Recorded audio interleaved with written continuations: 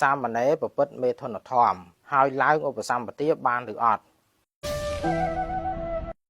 ព្រោះការប្រព្រឹត្តមេធនធម៌នេះការខ្លួនតែជាសាមណេរទេអញ្ចឹងបើសិនជាប្រព្រឹត្តមេធនធម៌ជាមួយស្ត្រីធម្មតាហ្នឹងបួសបានជាភិក្ខុប៉ុន្តែបើប្រព្រឹត្តមេធនធម៌ជាមួយភិក្ខុណីវាទៅជាភិក្ខុណីទូសកោហោតេភិក្ខុណីទ្រុសជាមួយភិក្ខុណីបានន័យថាខ្សែមេធនជាមួយភិក្ខុណីអាហ្នឹងទៅជាអភ័ព្វបុគ្គលហើយទោះបីកុហកក៏ដោយសាមណេរក៏ដោយភិក្ខុណាក៏ដោយទៅប៉ះពាល់ជាមួយភិក្ខុណីខាង